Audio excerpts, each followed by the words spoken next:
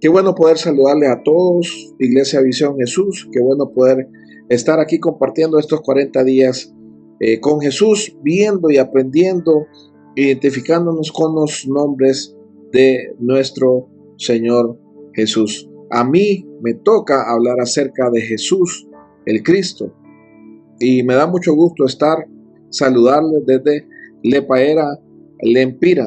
Yo soy el pastor Selvin Matamoros, el pastor de la iglesia aquí en Lepaera, Lempira, Honduras. Y bien, la palabra Cristo en el idioma español proviene del griego Christos, del latín Christos.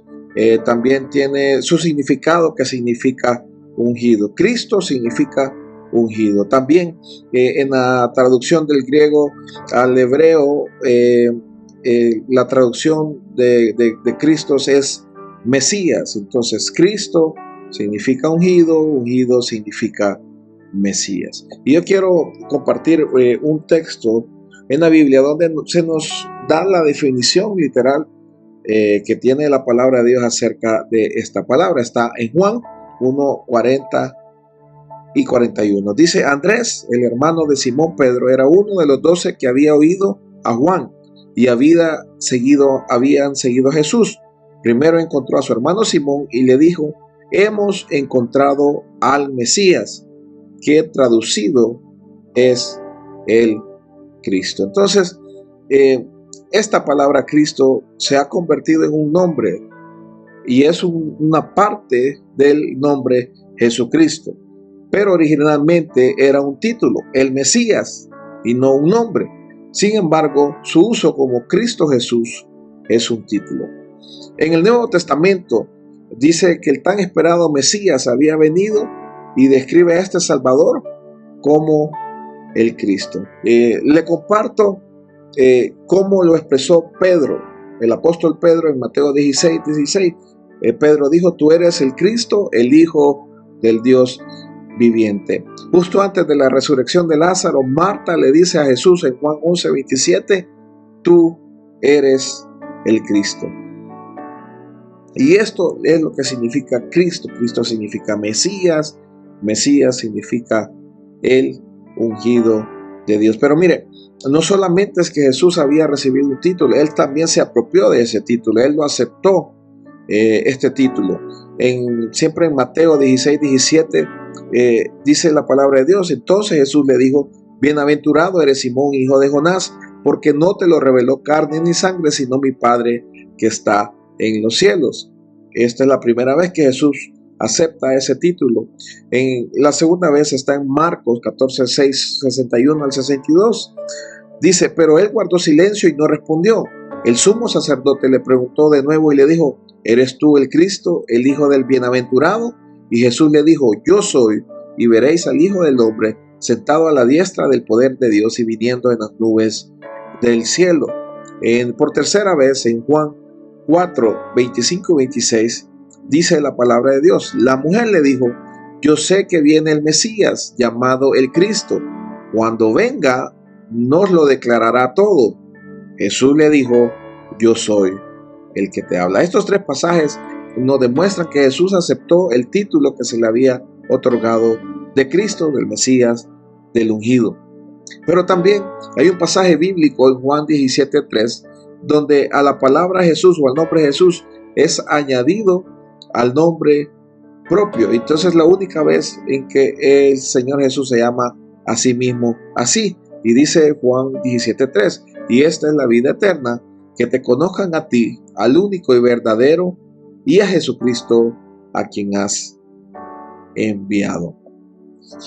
Me llama mucho también, hablando siempre de esta palabra, que más adelante el apóstol Pablo en sus cartas usaba la palabra Cristo, que era estrechamente asociada con Jesús, y era evidente que para los primeros cristianos no había necesidad de afirmar que Jesús era el Cristo, lo cual fue ampliamente aceptado por ellos.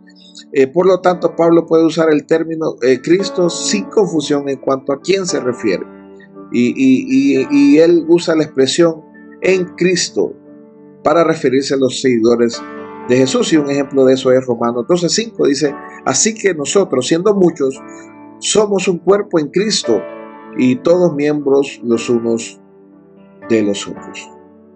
Es interesante estudiar y conocer este nombre de nuestro Señor. Y yo quiero cerrar porque este ungido, este elegido, este Mesías, este Cristo tenía un propósito en la tierra y él lo sabía. Vamos a ver, había una profecía en Isaías 61 que hablaba de este Mesías, del ungido que iba a devenir, el que en el Nuevo Testamento era tan esperado. Y después de que Jesús fue tentado, después de que Jesús fue bautizado, él entra a la sinagoga y en la sinagoga, como era la costumbre, él se levantó a leer y se le dio a él el libro del profeta Isaías. Y dice que la palabra de Dios en Lucas 17, y habiendo abierto el libro, halló el lugar donde estaba escrito: el Espíritu del Señor está sobre mí, por cuanto me ha ungido, ungido para dar buenas nuevas a los pobres. Me ha enviado a sanar los quebrantados del corazón, a pregonar libertad a los cautivos, a visitar a los ciegos, a poner en libertad a los oprimidos y a predicar el año agradable del Señor. Y dice que el 20 dice: enrollando el libro, lo dio al ministro y se sentó, y los ojos de todos en la sinagoga estaban fijos sobre él, y comenzó a decirles: hoy se ha cumplido esta escritura delante de vosotros. ¿Qué les estaba diciendo Jesús a todos los presentes en la sinagoga? Que él era el cumplimiento de esa profecía, aquel que había sido anunciado, aquel que había sido profetizado muchos años atrás, estaba hecho carne en medio de ellos. El ungido, el Mesías, el Cristo. Que Dios le bendiga, iglesia. Hola, me gustaría que fuéramos a Éxodo 12. La razón es porque cuando Jesús estableció la Santa Cena, así como tú y yo la conocemos hoy, Él y sus discípulos estaban celebrando la Cena Pascual. La Pascua es la conmemoración judía de su salida de Egipto, como Dios los liberó de la esclavitud en Egipto por la sangre de un cordero. Ellos tenían que elegir un cordero perfecto, sin defecto, matarlo, con la sangre pintar los quiciales de la puerta y cocinar el cordero, el cuerpo del cordero, y comerlo aquella noche antes de su salida y su jornada al desierto. Cuando Jesús establece la Santa Cena, Él levanta el pan y dice: este es mi cuerpo que por vosotros es quebrantado. Él toma de la copa y dice: esta es la copa del nuevo pacto en mi sangre. Jesús es nuestro cordero, así como el pueblo de Israel aquella noche sacrificó un cordero. Jesús es nuestro cordero y por su sangre nosotros somos salvos del juicio de Dios por nuestros pecados. Lo interesante de esto es que en el Salmo 105, versículo 37, nos da a entender cómo el pueblo de Israel salió, en qué condiciones ellos salieron. Dice ahí que ellos salieron con plata y oro y ningún enfermo había entre ellos.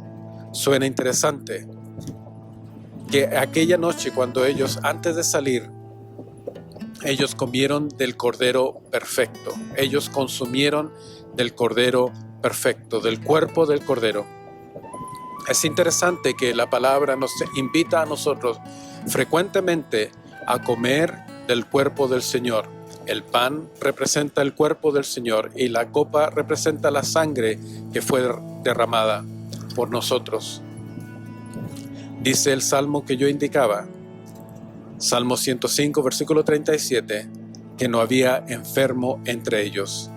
Quizás nos hace pensar lo que dice Isaías 53, que por sus llagas nosotros fuimos curados. Mateo, cuando él se refiere a la sanidad que Jesús hacía en todo lugar, él dice: eso era para que se cumpliera la palabra de Isaías, cuando dice que por sus llagas nosotros fuimos curados. Vamos a indagar más profundo, así que te invito a entonarte con nosotros en los próximos videos. Que Dios te bendiga y que esta sea una bonita celebración y recordatorio que el cuerpo perfecto de Jesucristo es para nuestro beneficio espiritual, físico, emocional y en todo sentido.